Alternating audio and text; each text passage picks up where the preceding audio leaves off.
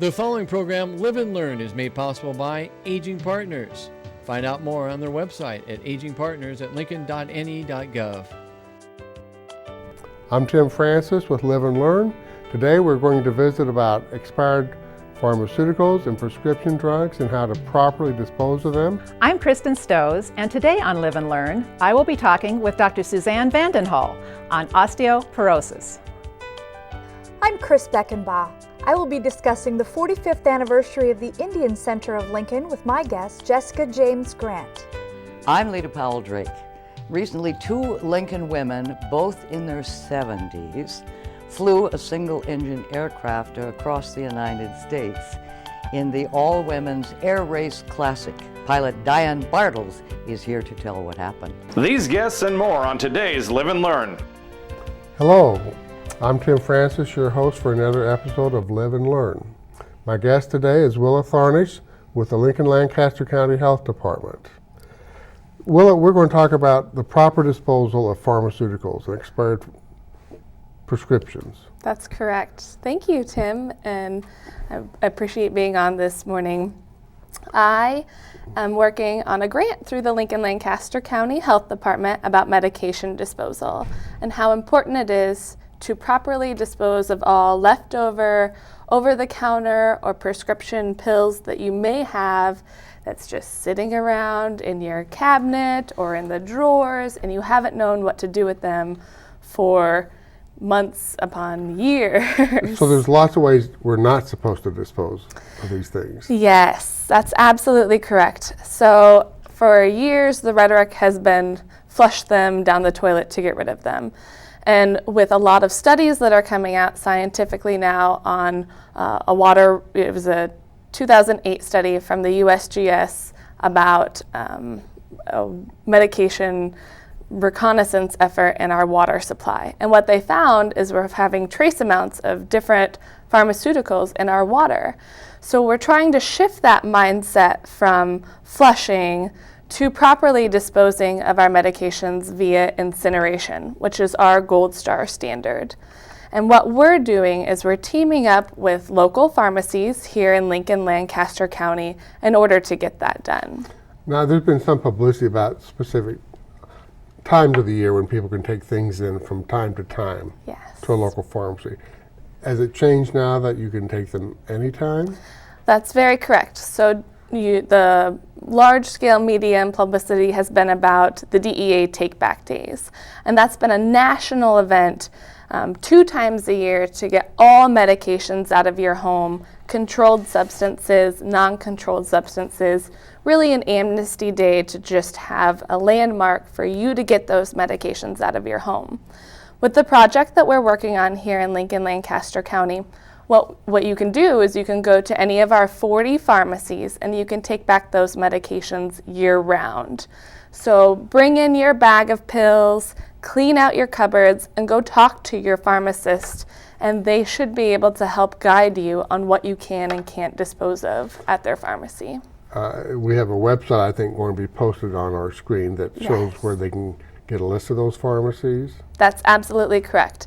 So if you go to leftovermeds.com, you'll be able to search by your zip code and find the most local pharmacy to where you're located. What would be other circumstances for disposing of pharmaceuticals, like the death of a family member? Yeah, that's absolutely correct. So I know just in outreach events that I've had, you hear about cancer patients that are survivors and they're not needing their medication anymore. Your doctor has prescribed you one heart pill medication and then they switched you to another one. So you have a whole bunch of leftover medications from that. Even pet medications, you take your dog to the vet and you get some medications for them and they don't need them anymore.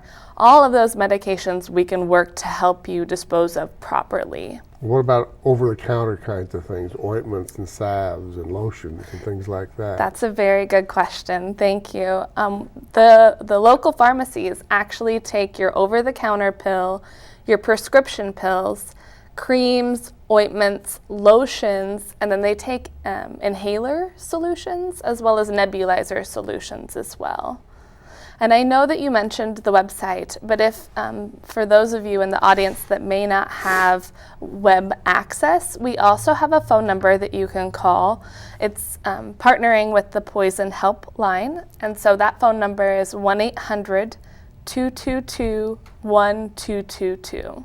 And they can help guide you on where you can dispose of those medications as well. And you can do this on an ongoing basis. Exactly. It seems like every so often I go to my medicine cabinet, and I must be fortunate because I'm never ill, so I don't have much in there. Yes. But I will find something, I'll realize, well, this is about 8 or 9 years old. Yeah, it's incredible the length of time that can build up on those medications that you have in your storage closet. For one example, we had someone bring medication back from 1984, and that's a long time to be sitting in there, excuse me, running risks of people getting into your medicine cabinet, taking the wrong medicine for you at the time that you may need it at the most, and expired medication doesn't work like it should. So it's really good to just get those out of your house to ensure that you're being safe for not only yourself, but grandchildren and family members as well. And this is all free of charge to the public. Is Exactly. That's the best part about this, is it is free. As the grant, we're working with those pharmacies to pay for all disposal costs for you. So it is completely up to you to take the initiative and bring those medications back to the pharmacy for free. We're covering that for you. What else should the public know about this, or what have been some examples of things that you've come across? Well, I think the public should really know how much medication we're bringing back at this point in time. For example, April 26th, we had our largest DEA Take Back Day in Lincoln, Lancaster County yet, where we collected 2,014 pounds of medication. That's over a ton of medication in 5 hours. In tiny little bottles, tiny little capsules. Exactly. We had 11 different locations and collected 98 boxes, and we could have gone on for days. There is a lot of leftover medication out there, and we really want to make sure we're taking the precautionary principle approach to making sure we're getting them out of the house, disposing them in a safe manner, and making sure that not only our community is safe, but our environment is also safe. Excellent, excellent. I would imagine this applies a lot to seniors in the population. Yes, we're really trying to get the word out to all the seniors that may have just the leftover medication in your home. It's important for you to understand that you're able to get an updated dose of medication. So although you may want to hold on to that one pill that you've been saving for a long time, it's best to get it out of the house so that way it doesn't make you any sort of target if you do have any controlled substances, or it alleviates the risk for mixing up the kind of medications that you may have. I would think if one were on multiple medications, it's almost a full-time job to track what you're taking, when it expires, when it's to be renewed. You're absolutely correct. It could be a full-time job. I remember that from my grandmother and seeing all the pills that she had sitting around in her living room area and just remembering to take them at the right time, let alone identifying them maybe by color. And if you get two colors mixed up, it could have some serious repercussions. So if you know exactly what you should be taking, just make sure you have those pills available and clear out everything else out of the way, and we can help you do that. So you just want to purge. Purge them out of your closet. That's right. That's very correct. We hear a lot of times that when you're moving from one location to another, or like you said, the death of the family, that comes a lot. It's good to mitigate the risk of getting those out at an appropriate time when we have a free service available for you here in Lincoln, Lancaster County. And can you identify some of the different pharmacies that participate in this? I would be more than happy to. Can you do that for us? Sure.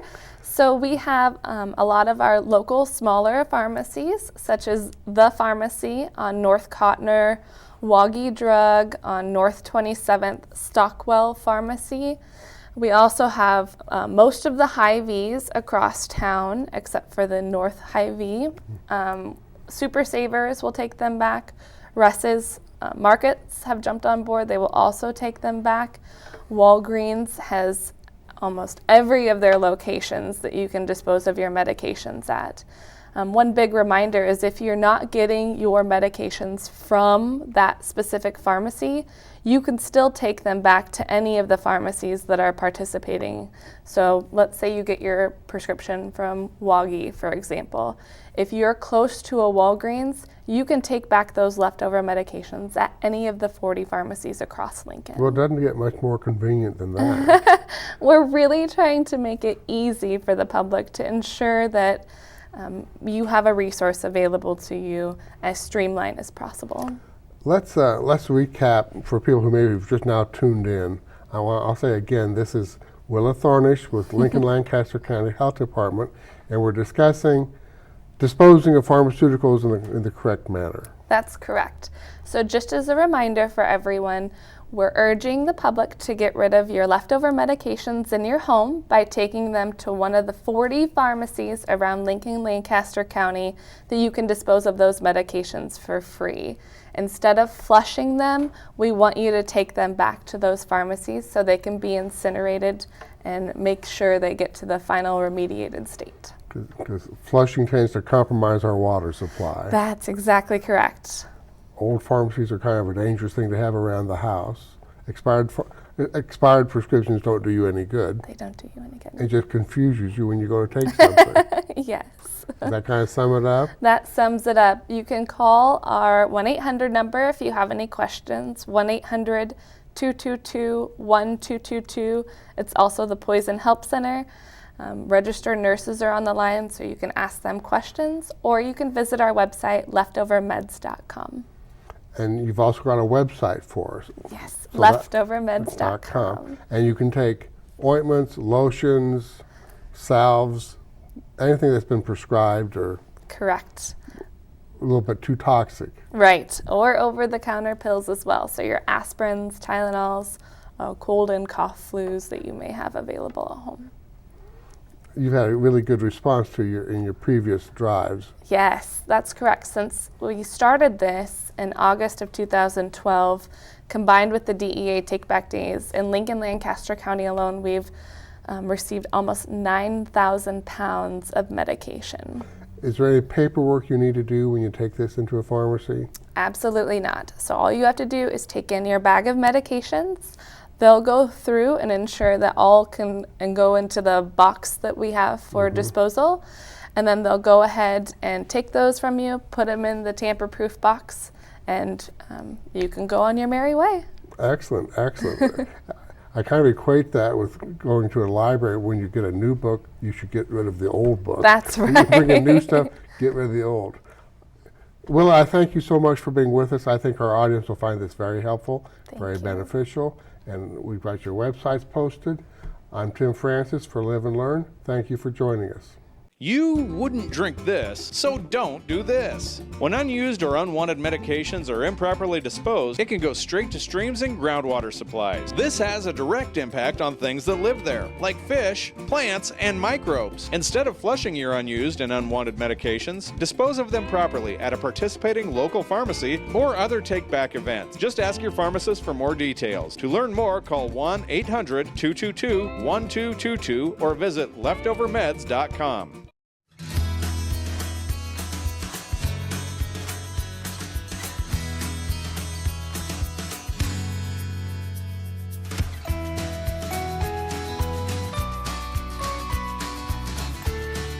Osteoporosis is a disease that affects more than 40 million people in the United States. I'm Kristen Stowes, and I am pleased to welcome Dr. Suzanne Vandenhall, who will give us the facts about this non-curable but treatable condition. Welcome, Dr. Vandenhall. Hello, Kristen. Thanks for having me here Absolutely, it's wonderful. Could you please start by defining osteoporosis for us? Well, basically, osteoporosis is a weakening of bones that drastically increases the risk for fractures. Okay, all right. How and why does osteoporosis occur? Well, it could occur if the bones are not sufficiently strengthened or built up during the growth period of a person, or Okay. it could occur if bones lose the strength that they once had, or medications can sometimes cause the bones to weaken. Oh, all right. I believe on screen we have a picture of a normal bone and then one with osteoporosis. Do you have a couple of comments on that? Well, you can see pretty easily the difference in that. In the normal bone, there's lots of bone structure, lots of calcium there, and in the osteoporosis, there's lots of empty space with much less of the material that holds us up in our bones. Sure. So it's obvious why the osteoporotic bone is much weaker. Right. It can Yes. just collapse in on itself. Yes. Oh, okay. What are the symptoms associated with bone loss or osteoporosis? Well, the biggest symptom is no symptom whatsoever. I have lots of patients that say, I can't have osteoporosis because I feel perfectly fine. Really? My bones don't hurt. And your bones won't hurt until after you fracture, and then it's too late. Oh my goodness, yes. So it truly is a silent disease, and I have heard it called that. Right. Some people do notice one symptom you could have is a slight loss of height.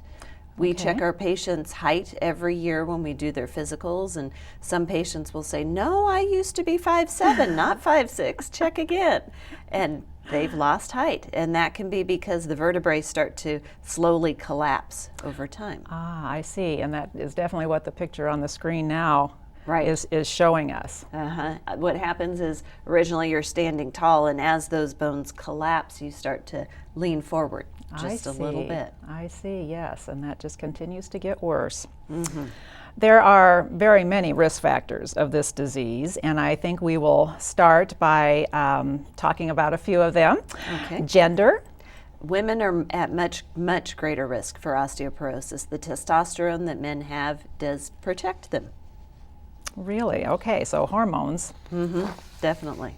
Makes big a factor. difference. How about age being a risk factor? Age is also, you can have osteoporosis much greater risk if you're older. After menopause, women have a much greater risk, especially after the age of 65. That's just so many years from the time menopause hits. Those first 5 years after women go through menopause, the loss of the estrogen hormone makes a big difference in losing your bone strength and structure. I see, I see. How about a family history of the disease?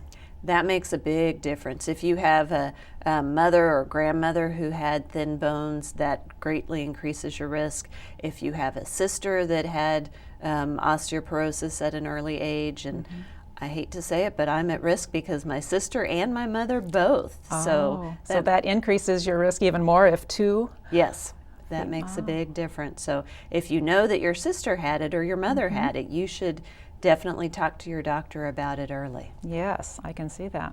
How does a diet play into this?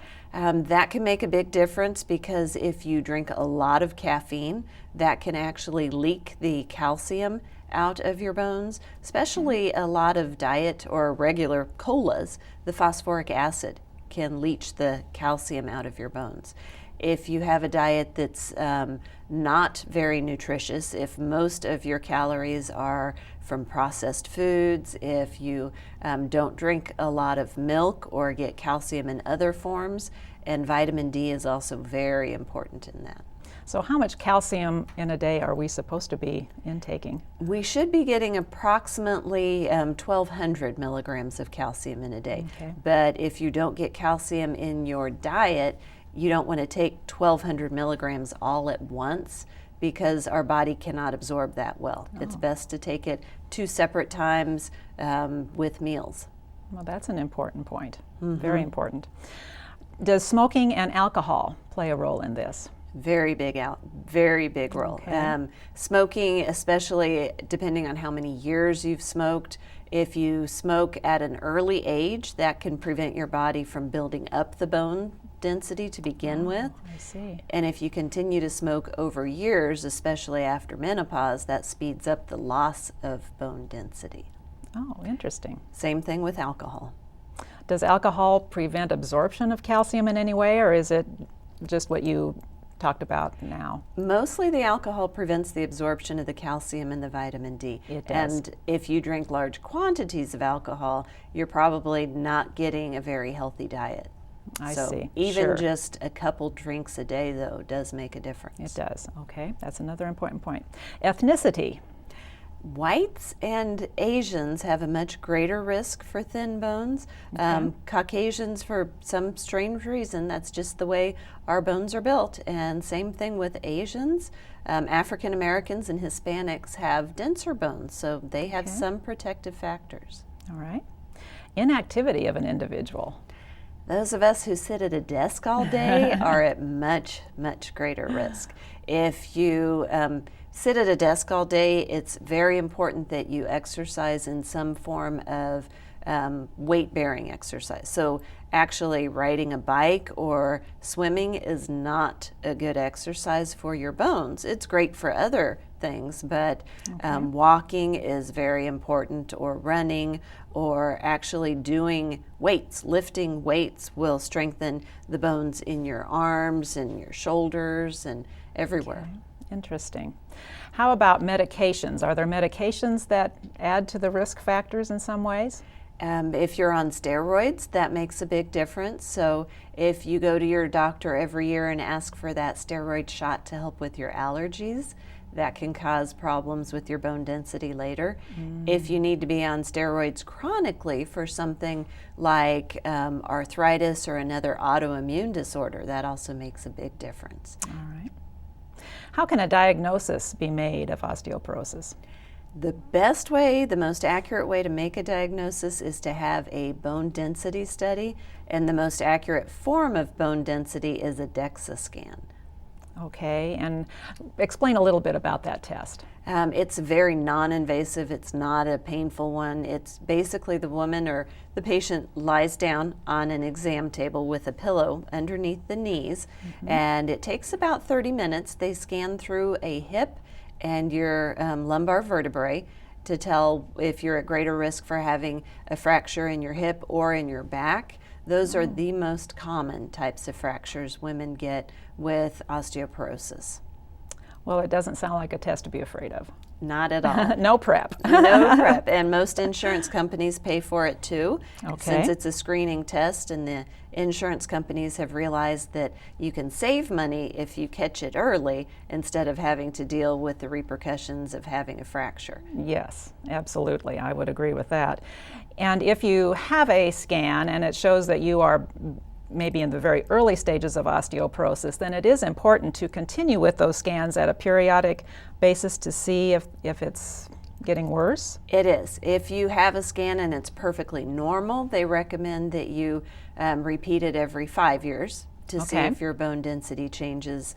And if you have a scan and it doesn't look good and you start up on medication for it, then they recommend that you recheck it in 2 years approximately to see if the medicine's helping. If you have thinning bones but not osteoporosis, so somewhere in between, you can make some changes in your lifestyle, and then they recommend that you repeat it about every 3 years. Okay, all right. That sounds doable. Could you please tell us about the importance of calcium and vitamin D in bone health and how we can acquire these nutrients? Calcium is present in lots of different foods. You can get it in some vegetables. You can definitely get it in dairy products, and you can get it in tofu also, or soy. It is, if you don't have calcium in your diet, your bones don't have all of that structure. There's a lot more of the empty spaces like we saw in that picture. And if you don't have vitamin D in your body doesn't know what to do with the calcium. Oh. So you have to have the vitamin D to put the calcium into the bones. That's Okay. very important. Unfortunately, there's not much vitamin D in our diet. Yes, that is a tough one to come up with. And so that is why so often calcium and vitamin D are paired together. Yes, that is very important to have both of them. And Okay. there are so many supplements out there that have them together.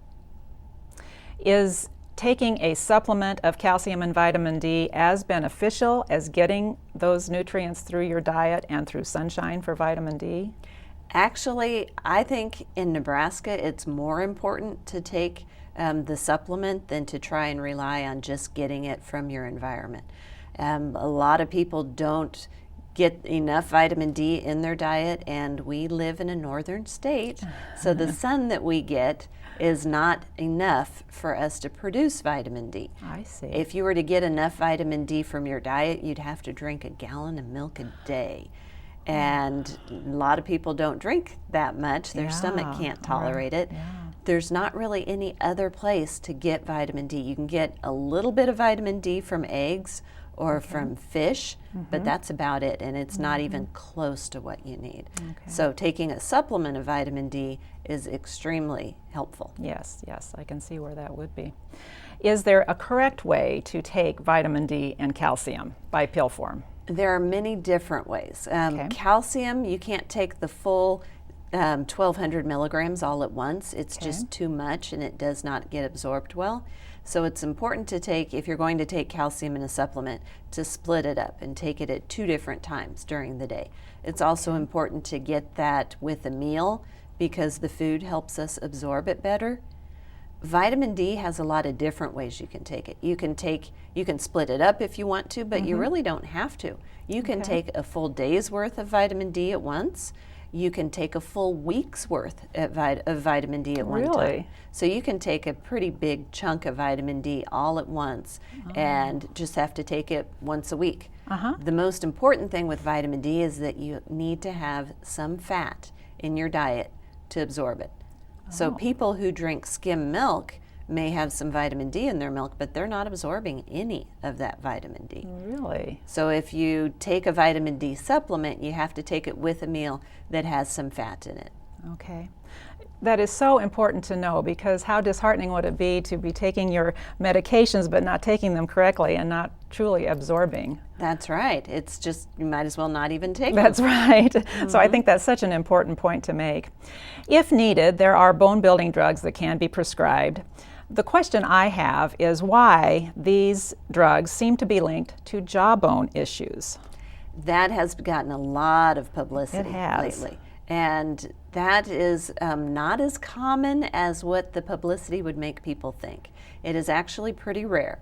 It is much more common to get the osteonecrosis of the jaw with those bisphosphonate medications if you get the medication in an IV form. So if you're taking a pill to replace, to help build up your bones again, the bisphosphonates, there's much, much less risk for that. It is also more common to have jaw problems if you don't have good oral hygiene, if you don't see the dentist on a regular basis, if you have dentures, if you have gum disease, any of those, if you don't floss every day or brush your teeth twice a day every single day, that will greatly increase the risk for the osteonecrosis of the jaw.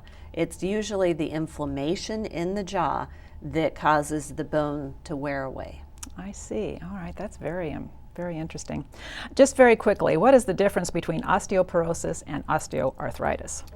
Osteoarthritis, arthritis in general means inflammation of the joints, and osteoporosis means thinning of the bones. You can have both of them. They're both common in older age.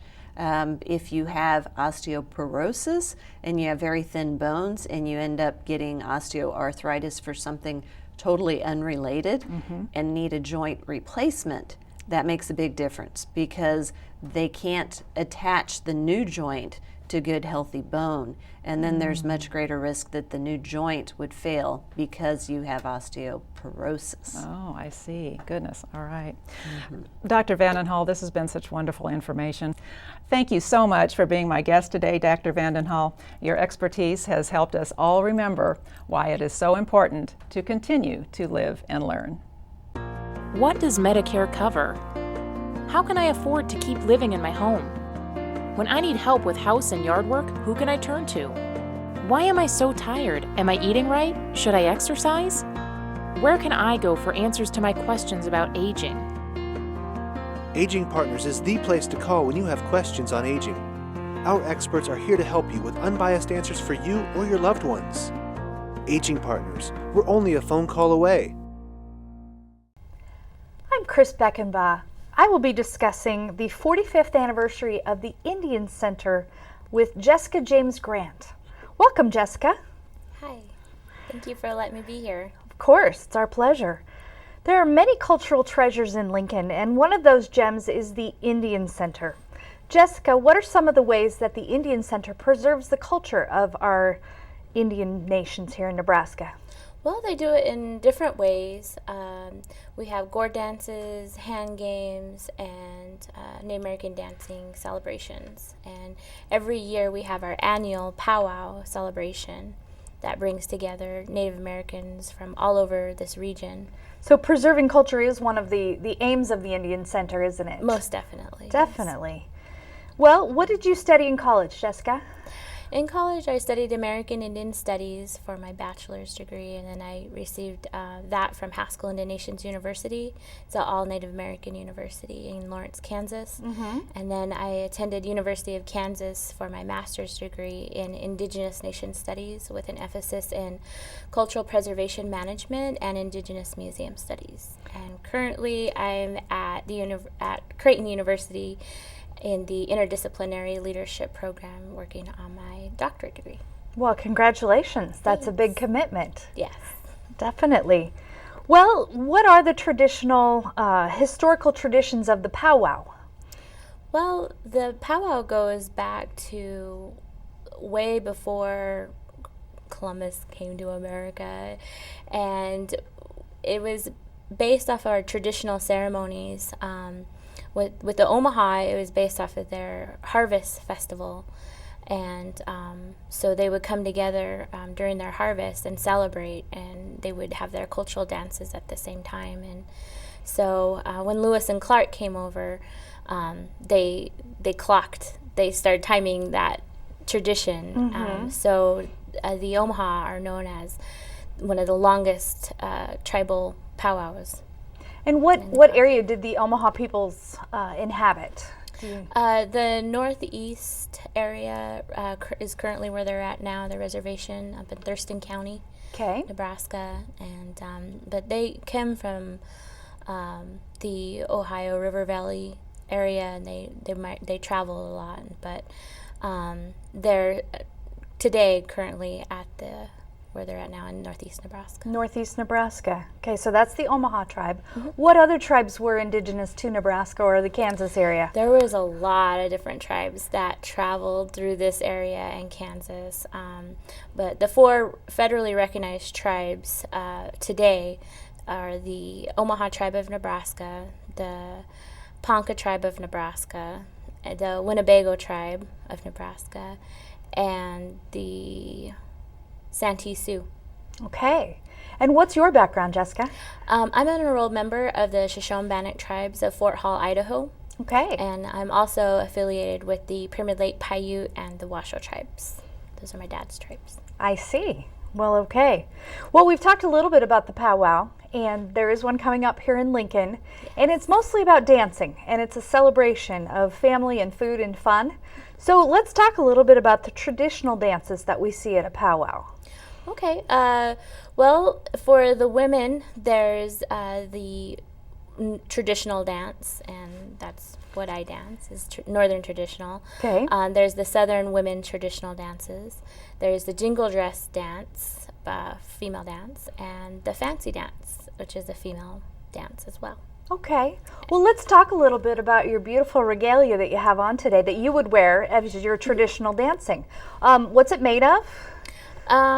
It's my sister-in-law, Michelle Guzman, made it for me, and I was selected to be head woman dancer at the Creighton Powwow a couple years ago, and so she whipped up an outfit for me, and I've been dancing ever since. But prior to that event, I've been dancing since I was a little girl, since, 4 or 5 years old.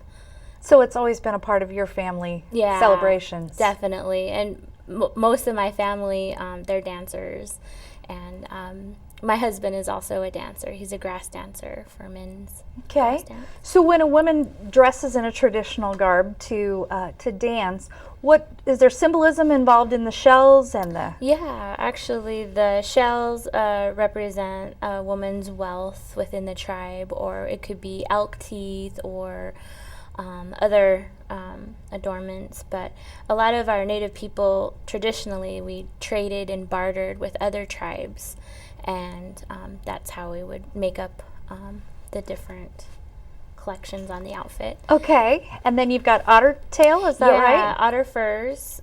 These are made out of real otter furs. They're actually family heirlooms.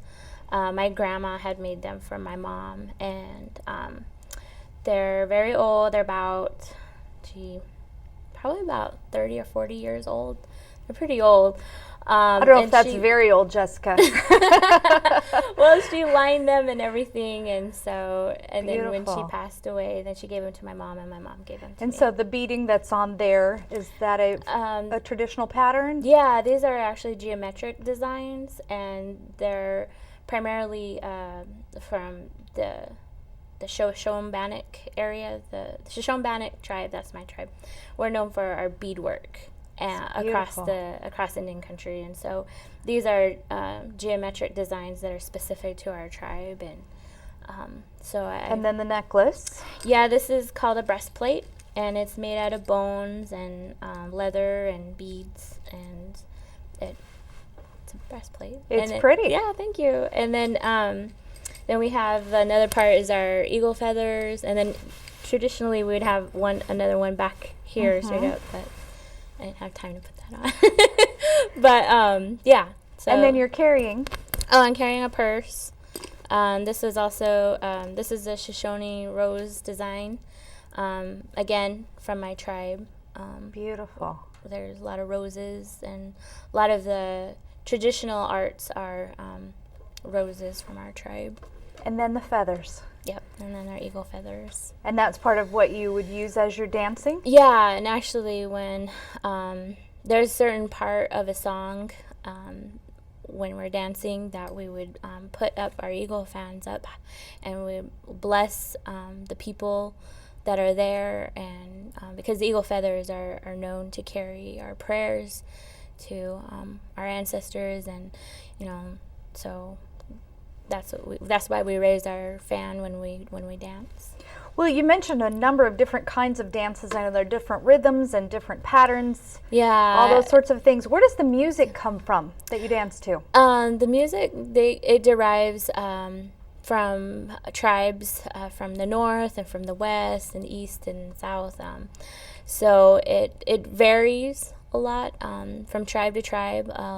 My brother, he's a singer. He's a Lakota. And he was telling me, he's telling me the significance of the different songs and language is their traditional languages are incorporated with the songs. But there's mainly like a northern style of singing, and then there's a southern style of singing. Okay. And the northern is more higher pitch tone, and the southern is a lower pitch tone. So each dance, each song has some significance. Yes. And the men dance and the women dance. Yes. And then there are times when you dance all together. Yep. Intertribal songs, we dance together. Social dances, we dance together. Round dances, we dance together. But we all have our own dance styles. Everyone is from different tribes, and so it's really cool to see the different styles of dances come together and at that celebration time. Well, we do have a celebration coming up here in Lincoln, and it's everyone in the community is welcome to attend the 45th anniversary of the Indian Center Inc. of Lincoln. What all is planned for that weekend? There's a lot of things planned. For Friday, August 15th, there will be a hand game, and it's a traditional hand game that are played they're going to do Omaha style. Okay. So there's different styles of hand games, but we're going to play the Omaha style. Okay. And there's going to be a community meal feed that will take place, and that's for Friday night. And then the dancing will start on Saturday. August 16th, and that will start at 10 a.m. with the Gore dancing, and that's a men's warrior dance. Okay, that might be interesting to come and see. Oh, definitely, yeah. It's from 10 to 12, and dancer registration's at 10 a.m. and until noon. And then at 1 o'clock, that's when we do our grand entry, and everybody will come in, and from our color guard to our head staff, our head woman dancer, our head man dancers, and our royalty, they'll lead the way in, and the dancers will dance behind them, and you'll see all the different types and styles of dances from men and women of different tribes too. So 1 o'clock on Saturday the 16th, and we're going to be out at 11th and Military here in Lincoln, right? Correct. At the Indian Center. And people should bring a lawn chair. Yes. And there's no cost to attend.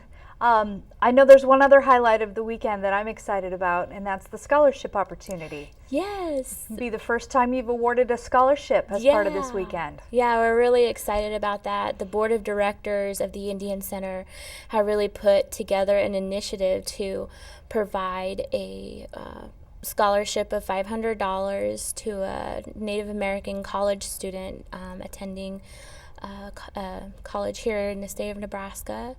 And the winner will be announced at the powwow. Well, wonderful. So Saturday, August 16th, there's some activities going on the 17th. They can check the website, which is indiancenterinc.org, Yes, right? correct. And they can get the full day's activities. There's going to be food vendors, all kinds of fun things.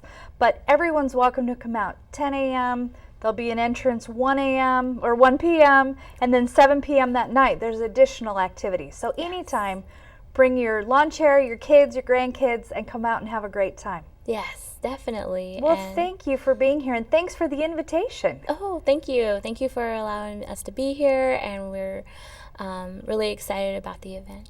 Great. Well, Jessica James Grant, it's been a pleasure to have you here today. Thank you so much. And remember, it's never too late to live and learn.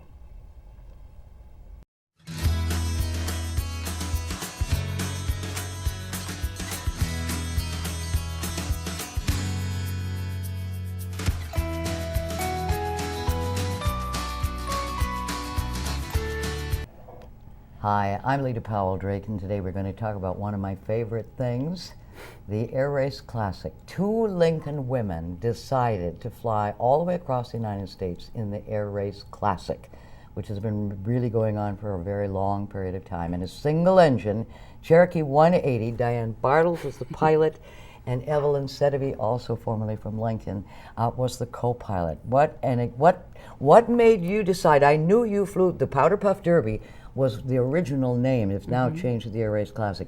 You flew that with me back in the 1973. After all these years, why did you decide to do it again? Well, I bought an airplane in 2003, and I flew it then in 2007 with the Air Race Classic. And so I always wanted to fly it again, but I just didn't know whether or not I could find a co-pilot. And so when this year's race came up, I saw where it was going to, the terminus be at the New Cumberland Airport, capital city in Harrisburg, Pennsylvania. And that has special meaning for me. That's the end of the race. The terminus, yes, Yes. the end of the race. So I really was enthused again about wanting to do that. But I will tell you, first of all, the main reason I wanted to fly was that planning for this air race and then implementing it to the best of my ability, it hones my skills in aviation like no other opportunity that I have, at my disposal here. So that was the flight part. The other part was the terminus, in that Evelyn Sharp is a person who grew up in Ord, Nebraska, and she was 15 years old when she started flying, and ultimately she was part of the Women's Air Force ferrying squadron flying airplanes for the military during World War II. And she took off from that airport in 1944, 70 years ago, in this P-38 newly manufactured fighter airplane, lost an engine on takeoff, and in a forced landing lost her life at 24 years of age, just a half a mile from the airport where this terminus And Diane Bartle knows a lot about this because she really cares about Evelyn Sharp and wrote the book called Sharpie. And so it's a life story of a woman pilot in the early days of Nebraska. It was really extraordinary. She's like our Amelia Earhart of Nebraska. Now, the fact that you and Evelyn Sedivy Cowling, now is her name, would decide to fly it this many years later. I know Evelyn has a magnificent track record in aviation, but she hadn't flown it in many years, and she had to up her licenses. Now, at age 75, by gum, I just love that. She decided, I'm going to fly that race with Diane. So how did you honor the Sharpie? How did I honor? Yeah, with regards to the T-shirts. Sorry. Yes, that we have T-shirts that were part of my marketing plan for the biography that you just alluded to, and so we wore those, and in the program we put that our team name was Sharpie. Oh, didn't. Well, actually, Evelyn Sedivy flew in 1962, 69, 75 in the Powder Puff Derby. Correct. And now the fact, that's what really amazes me. At 75, she decided, I'm going to do this again, and they did it. Now let's take a look at the race map. They started out in California and will go all the way across the United States to Pennsylvania. And there were a couple of stops in Nebraska along the way, right, Diane? Yes, this was the first year since I've been working Air Race Classic that there were 2 stops. One was at Scotts Bluff, which, by the way, was deemed the best stop across the whole air race by the pilots who made it to the terminus. And then, of course, in Norfolk, Nebraska. How many planes participated in the There were Air Race 51 Classic? that were registered. There were 31 who finished, made it to the terminus by the deadline. Okay, now along the way, you never know what's going to happen with regards to weather or even bugs on the leading edge of the wing. What, you have to clean them off? You've got to fix things? Well, there's some thought that if you keep the leading edges of the airplane free of any sort of drag, bugs, whatever, that you'll increase your ground speed. In other words, how fast you fly over the ground. So everybody, as soon as they got pulled into Norfolk, they got out, one of the pilots would clean off the bugs. That's just standard procedure. Okay, now you've got 52 planes. These are all women pilots, and they're going to make all these decisions that are necessary. You've got 4 days in which to finish the race. Yes. And you never know about the weather or what's going to happen. But you have to get out there to the start of the race much earlier because they put the airplane in impound. Would you explain that, Diane? Well, that means that they need to look at the airplane, they would take the cowling off of the airplanes, and they would make sure that there were no modifications to the engine or any other kind of additions to the airplane that would make it not a stock airplane. So it's not the person who gets there first, is it, who would determine the winner? Oh no, we all had a handicapping ground speed, similar to golf, Lita, you would know that. And so my airplane, which is a 180 horsepower, had a particular ground speed handicap. The gal that flew the Cirruses, they had a particular ground speed handicap. So whoever gets above their handicapping speed, then the most is the winner of the race. What is the cost of flight fuel to fill up your airplane? What does that cost? Average $6.50.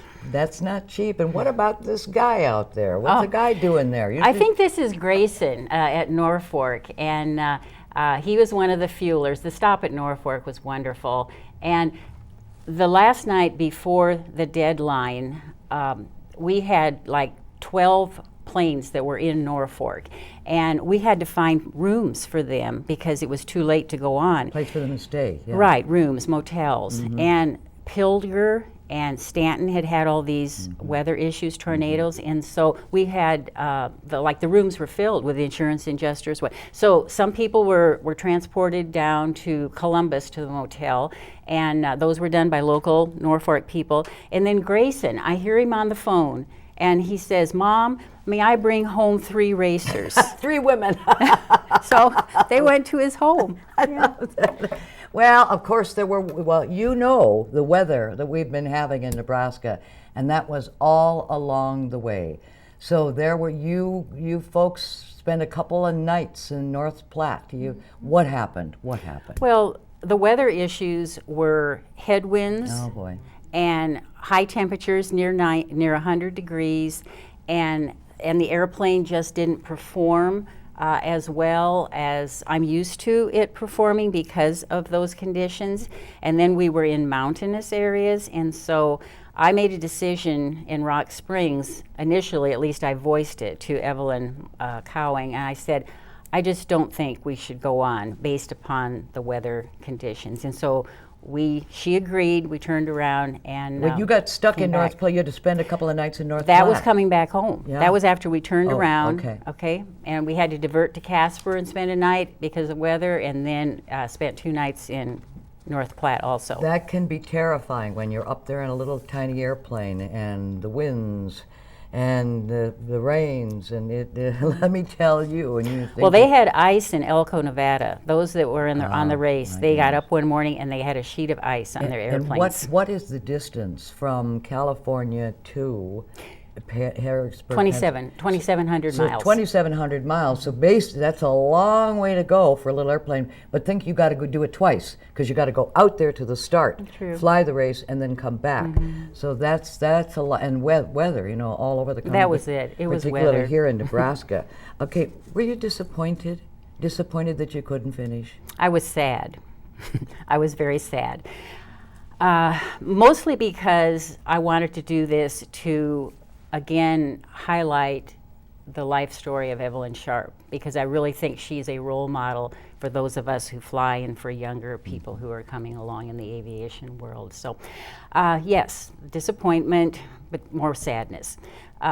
But I have to say, Evelyn Cowing and I learned a lot about the new electronic devices. I bet. We were able to get our flight plans and figure out our route of flight by using the iPads, or she had a tablet. I had a device I bought. It's called Stratus, and it runs off the GPS satellites, and so it could tell us where the weather was. That's why I knew where the weather was, because I could see it on my iPad. But the other thing that was really important is that Evelyn Cowing and I had known each other as teachers in Lincoln Public Schools 30, 40 years ago, and we kind of lost track of each other. She moved away and our lives just took different courses. And it was a gift that she and I spent this time together, and we've reconnected our friendship. Yes. And that's part of why I'm not disappointed. I was just, like I said, sad. But what did she do? She went up to the Norfolk stop in Nebraska to join the 99s, the women pilots, to assist everybody else with the planes that were coming in. Right. Now, 21 planes dropped out of the race? Yes. So that's how bad this really was. Welcoming in Norfolk, what happened? Oh, well, Norfolk had a number of planes, of course, that came in, and we, as 99s, we serve Now, what as are the a 99s? 99s is an organization of licensed women pilots, organization started by Amelia Earhart in 1929. And so we serve as the stop and there were committee. 99 people attending that first meeting. That's how the name 99s came. Right, it was really creative. I like it. They're all the Norfolk ladies. So at Norfolk, we manned the stop where the chairman took the flight plans and made reservations for staying overnight. We stood out on the runway intersection where the planes would come in and they'd do a flyby, and we timed it with an atomic clock for arrival and also for departure, because each leg there were prizes, and so they needed to know what the ground speed was between each of the airports, and that's called a leg.